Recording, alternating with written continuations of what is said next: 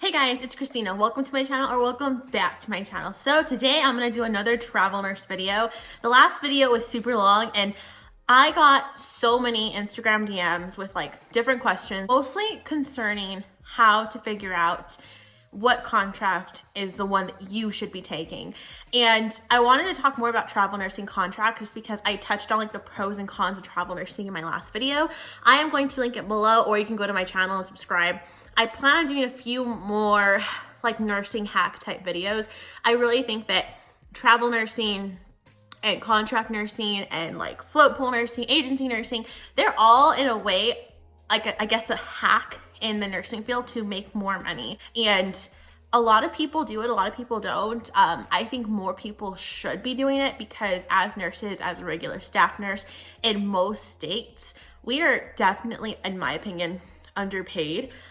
It's inexcusable that someone who works in a very critical care environment is only getting paid like $25 an hour. And unfortunately, there's still experienced nurses like that are getting paid between $25 and $30 an hour, which is an average pay.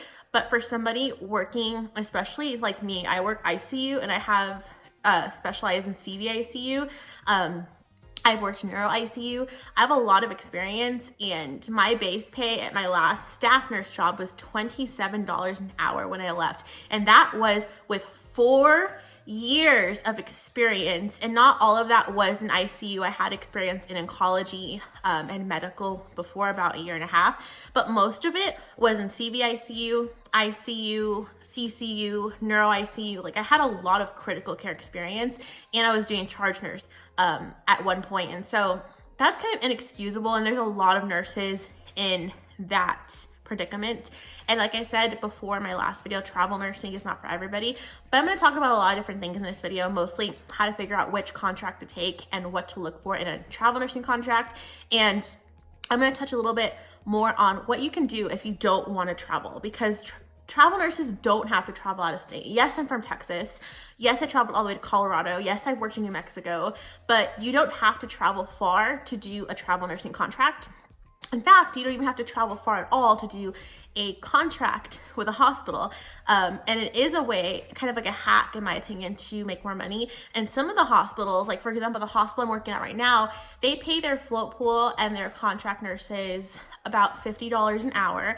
And they also qualify for company benefit. So I really don't understand why there's any regular staff at any of these hospitals, since if you're a float pool nurse, technically, like, yes, you have to float to all the different hospitals and whatnot, or if you're a contract nurse, you're only guaranteed those hours for 13 weeks.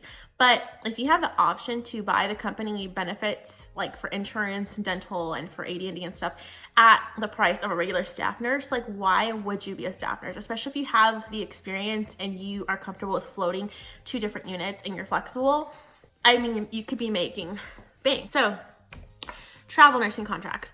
There are a lot of agencies. If you are a baby travel nurse, meaning you've never looked into the travel nursing field before, I highly suggest that you read up on some of the Facebook groups. There's a lot of Facebook groups on travel nursing.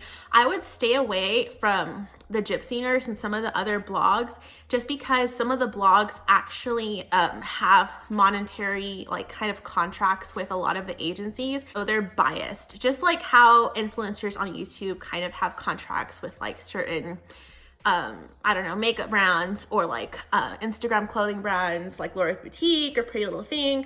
They're biased because these people are paying them money to post about it. And then unfortunately in the nursing field, well, not unfortunately, I think it's a cool thing actually, because there's like Instagrammers and nurses who do YouTube videos who get sponsored by like Figs and get sponsored by these different companies to talk about them. Like really, we should be sponsored too, especially if we're like nurse influencers, but there's definitely like that world exists. So just be careful where you get your advice from, is the first thing I would like to say. Second thing, if you're looking into a travel contract, have a list of at least 5 places you want to go. And what I would like you to do, or what I would personally do, is I would look up how much my pay should be through Glassdoor in the city that I live in. And I would look in to what the pay is in the city that I want to go to. You typically want to go somewhere where the pay is going to be higher. And the reason why is because you're going to get a higher rate of pay and you'll be able to save money, take home money, and pay for your expenses. So I always like to start with Glassdoor, look at just your regular staff nursing jobs for the specialty that you work in, and just do some comparisons there. The next thing I would do after I've decided at least on 3 to 5 places I would like to go work in, and I would research the hospitals, I would research the nursing care. There's a lot of cities and states in general where nurses have a better life at work than others. The first thing I can think of, well, obviously Colorado. I can say Colorado nursing, really, really good. It's expensive as hell to live in Colorado. However, I will go into how to find contracts to, you know, pay you well so you can go where you want to go. Florida, from what I've heard, just in general, is not a good state to go to for nursing. For whatever reason, the hospitals are very understaffed. You will get your 3-to-1 ratios all the time in ICU.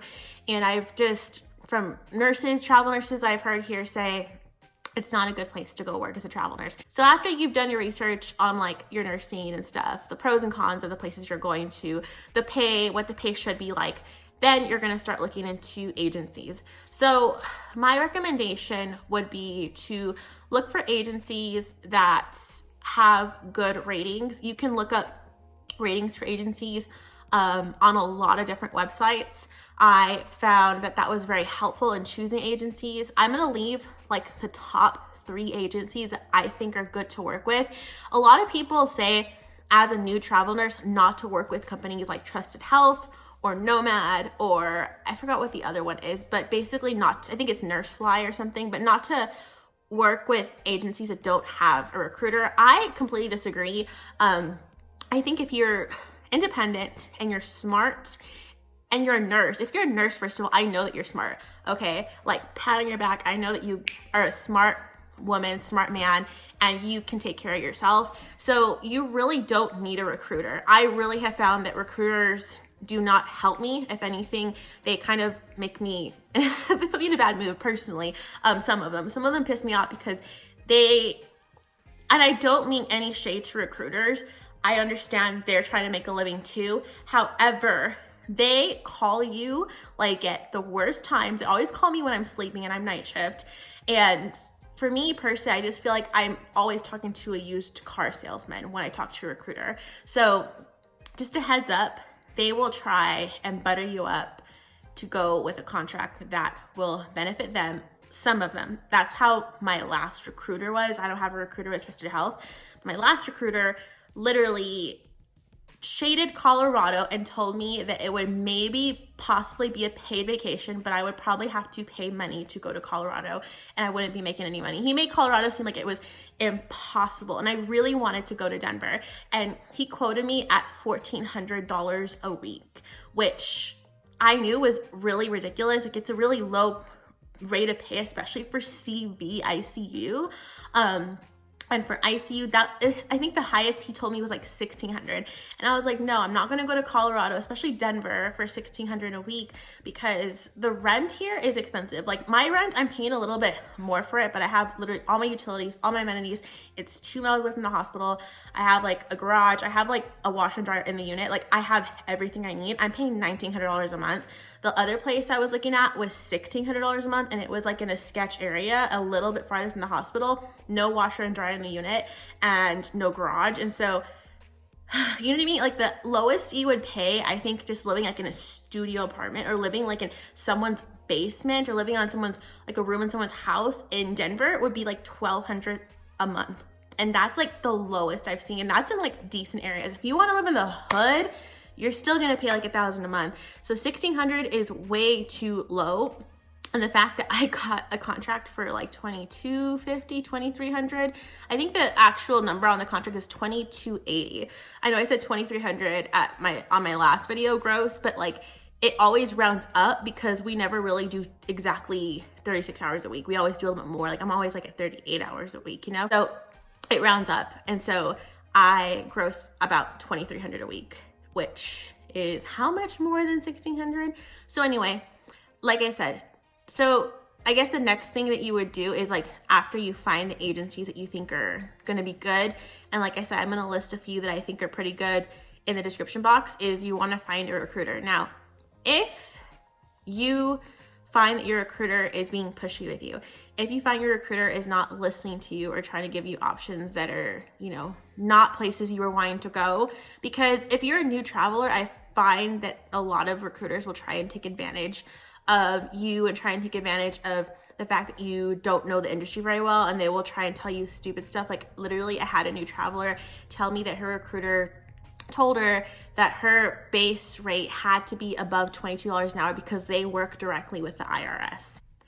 No agency works directly with the IRS, you guys. And so literally see if you vibe with your recruiter or your nurse advocate or with the company that you're working with. Tell them where you want to go and tell them, you know, what you should be making. Tell them you've looked into like the base pay of the staff nurse. You should be making way more than what a staff nurse makes. A good way to look up what you should be making is the GSA, and it's just kind of like a government source that tells you like the maximum amount of pay that they can give you for your housing stipends and for your living expenses while you're traveling. A lot of people say at least 65% of the GSA.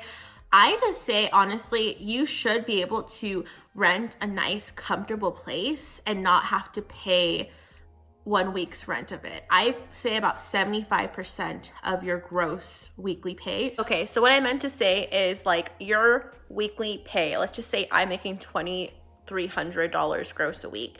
In my opinion, about 60 to 75% of that 1 week of pay of $2,300. So about, for me, like about $1,500 to $1,900 a week is what my rent should be.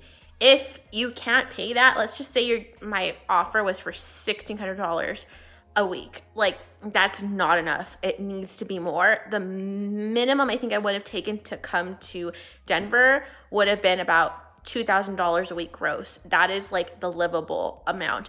You need to be solid on that. Like don't accept an offer where you're not gonna be able to pay rent. You shouldn't have to use more than one of your paychecks because you get paid weekly as a traveler. You should not have to use more than one of your paychecks to pay rent. It should just be less than one paycheck to pay your rent every month for your travel assignment. Because keep in mind, you're still paying for expenses back home. So you want to be taking in money. And you, of course, like, I feel like I'm just talking about money, like nursing's all about money. Like I know someone's gonna be like, oh, you do nursing to take care of the patients. Yes, we love our patients. We take care of our patients. However, in terms of making money as a travel nurse, this is what I think you should do. Just make sure you're not going to be paying an arm and a leg for rent. Like look up the cost of living in that area. If you're going to California, especially like San Francisco, God, like apartments in San Francisco are expensive AF. Your contract should pay, like your weekly pay should cover your rent, like at least, you know, if not less. I like to say a little, like quite a bit less, at least for me. At least have at least $300 that week to be able to live, buy groceries, go out to eat, you know, buy my coffee and stuff like that, pay for gas. Like you should have enough money that week that you pay rent to live and do what you want and live comfortably in the area. If it's not equal to that or less, then the contract's not going to work out for you. And I'm just telling you that because that's the only way you're going to be able to save and pay your bills and enjoy your time there and actually make some money. So anyway, now that you have your agency, let's say you found your recruiter, he's giving you contracts, he's shooting you numbers. Next thing I would do is I would look up the cost of rent in the area that you want to go to and the cost of rent for the contract. Like I said, 75% is like my max of 1 week. Let's just say you're finding contracts, you're starting to like the contracts, the pay is good, everything's good. I would start like at that point, once you're seeing that the contracts are good, the numbers are good, everything's sitting in, I would start writing down things that you need in your contract. So let's just say your night shift. A lot of night shifters want to work block schedules, and I completely understand. I'm mostly a day shifter, but I've done night shift on and off throughout my career, and I understand, like, if you're not on a block schedule, you're gonna feel like crap on your days off. And so a lot of night shifters put that into their contracts. And so you can actually request that it's a block schedule. If you need any time off, kind of try and bundle your time off, or any time off that you're going to need. Write it down, make sure it's in your contract, and get all this information together that you would like to have in your contract, and make sure you tell your recruiter, hey, I want this in my contract. And do not sign a contract until you see the contract and you see everything that's in it, and make sure everything that you want to be in the contract is in the contract before you sign it. Now, let me just back it up a little bit. I think I missed a point here. So once you start hearing the numbers and stuff of quotes that these recruiters are giving you, I would not have my recruiter submit me for a job until I compare them to the other agencies I'm talking to, if that makes sense. You always want to be talking to at least 2 or 3 agencies just to compare numbers. These people, keep in mind, make a pretty fucking penny off of you as a nurse. So you want to go home with the maximum amount of dollars in your pocket. You don't want your recruiter taking home all the money. You need to get the money. So you need to talk to more than one recruiter, more than one agency, and tell them, just be honest, tell them, I would tell them, like, hey, this is what this company's offering me. What can you do to, match them or beat them? If they can't match them or beat them, drop them, because that means that they're not willing to compromise, or for whatever reason, the way that that agency is set up with the amount that the agency needs to take, or the amount that the vendor needs to take from the hospital, to offer you more. And so that's a good way, in my opinion, to kind of like filter out who you want to work with and who you don't for particular contract. Your contracts, you found the highest contract you think that you can find for the area that you want to go to, for the hospital that you want to go to. You got the contract in your hand. Look it over, make sure everything checks out. Now, things you need to look over in your contract, you need to look over absolutely everything. What is my overtime rate? What is my hourly rate? You don't want your hourly rate to be too low, because your hourly rate is going to show as what you made for the year, because your housing stipends and anything that's not taxed is not considered income to the IRS. If you want to buy a house or a car, you want that to be, in my opinion, at least $18 an hour would be good, because otherwise it's going to look like you're getting paid very low and you're not going to qualify for certain things. And also, this is money that's going into your Social Security as income, so you need to be careful with that. Look into that. Look into your overtime rate. Make sure your overtime rate isn't just time and a half, because if you think about it, let's just say that your hourly rate is $18 an hour and your stipends are like $1,600 a week. Like, if your overtime rate is only time and a half, you're getting time and a half of $18, which is crap. And yeah, so you want to make sure that your overtime rate is explained to you, just in case you're asked to work overtime, that you are getting compensated well. My overtime rate is time and a half plus an extra time rate, so I think I'm like at 18 something an hour for my hourly rate, and then my extra time rate is $31 an hour. So when I work overtime, I think I get like 60-ish an hour, 65, something like that. So it's a pretty decent overtime rate. And some companies will actually give you extra stipend money with your overtime rate, but you want to make sure that your overtime rate is explained to you. You want to make sure that your call-ins and your call-offs, all of those like stipulations are explained to you as well.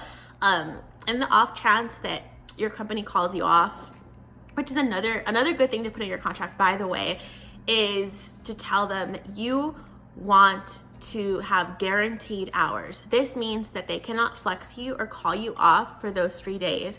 And if they do, you get paid anyway. And that's what I have. That's what most contracts have, just because, I mean, why are they going to hire a travel nurse and then not guarantee their hours? You know what I mean? Or be calling them off all the time. So make sure that you have guaranteed hours. That's something that I always make sure that I have in my contract, is guaranteed hours.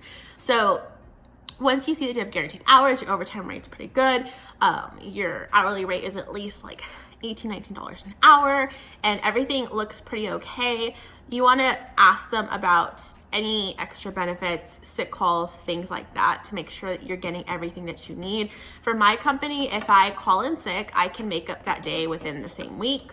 I've called in sick once, and it was because I literally was dying, but you want to not call in sick on a travel contract, because usually it's not covered, and they're going to take out money out of not only your hourly, like you won't get paid because you didn't go to work, but it's going to come out of your stipends as well. So make sure you look into what all the call-ins and stuff is, what the stipulations of that is. All right, once you have all of this together, look it over one last time. Don't ever sign anything until you look everything over.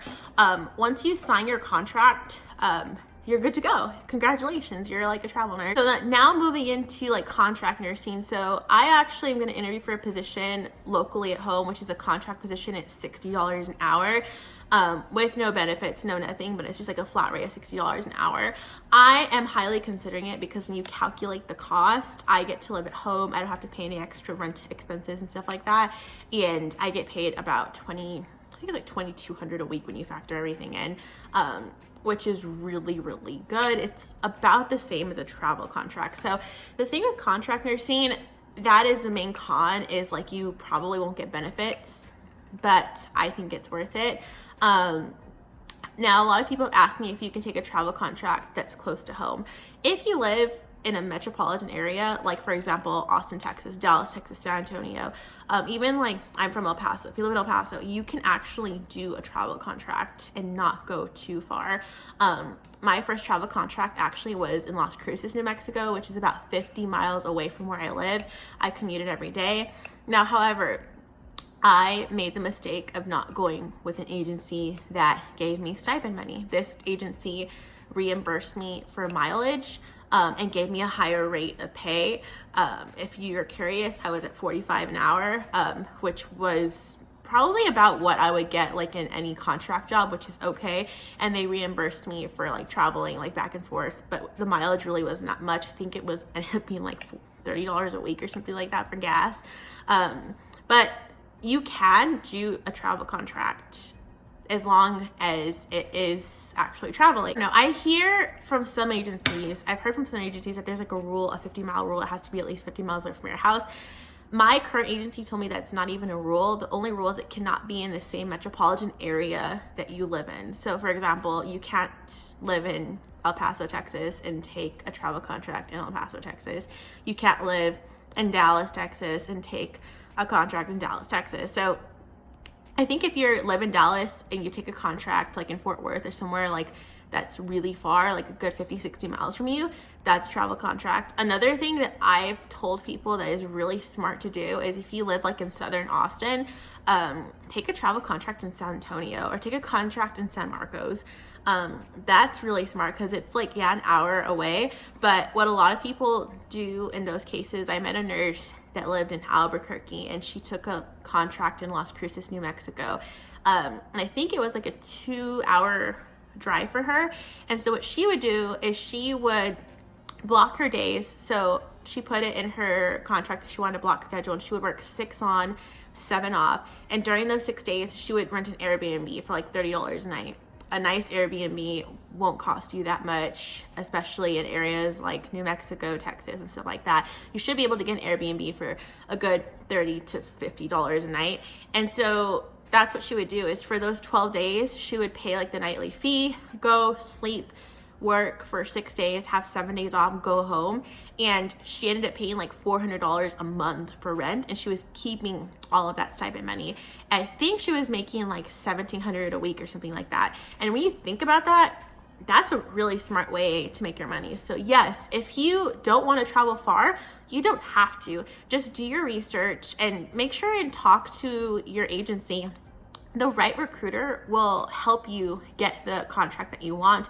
If you tell them, hey, I don't want to go too far from home, I just want to go about 50 to 60 miles away from home, and this is how I want to do it, and this is how I want to travel, they should be able to help set you up. Keep in mind, and I always tell people this, especially when you're working with a traditional agency with a recruiter, they're making their money off of you. Like literally, if they don't sign you up, they're wasting their time. So a good recruiter will try and get you what you want. The shisty recruiters are like the jackasses that try and get you to go to these places, because I have friends that are recruiters, and so I know how it works quite well. There's some, I guess, incentives sometimes to send nurses to places that are really hard to staff. Like if they're really hard to staff, sometimes the recruiters will be offered a bonus to staff those areas that like no one wants to go to. Like I was telling you about my friend who's going to Gallup. I had my last recruiter who just kept trying to send me to Reno, Nevada. And I think I had mentioned Las Vegas once. And like I told you guys, I love Vegas.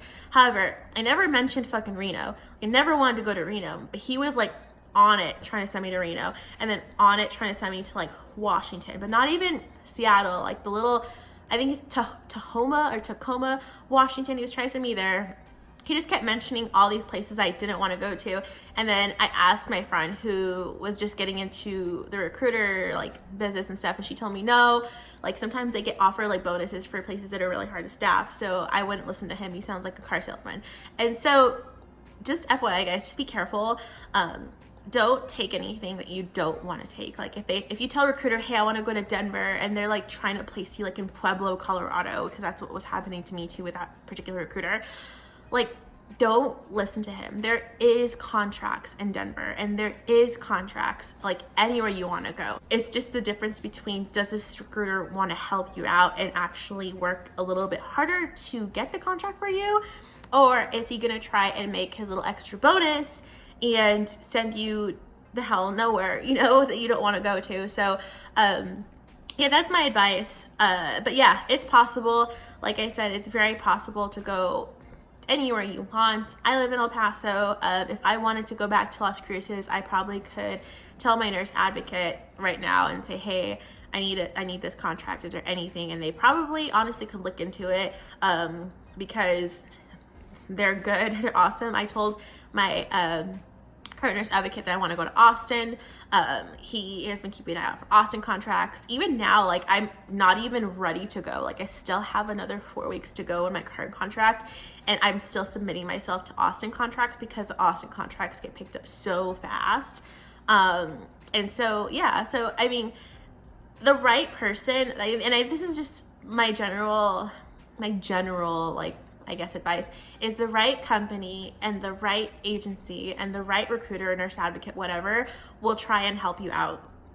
And you just have to be careful as a travel nurse. Unfortunately, like I said on my pros and cons video, this is a business and there is a lot of factors in this business. You have everything from like the hospital, the vendor, the agency, the recruiter, you, and the market value of the area that you're going to, like all sorts of different factors that are playing into what you're going to get paid. And so you have to be very smart and willing to do your research to work in this industry. But there is money to be made. There is contracts that are high pay. Please, whatever you do, I don't care if you're a med-surg nurse going to the middle of fucking nowhere like Tennessee, do not accept an offer that is like $1,100 a week. I do see those all the time on some of these travel nurse like groups, and they just makes me sad that those offers are even allowed to exist.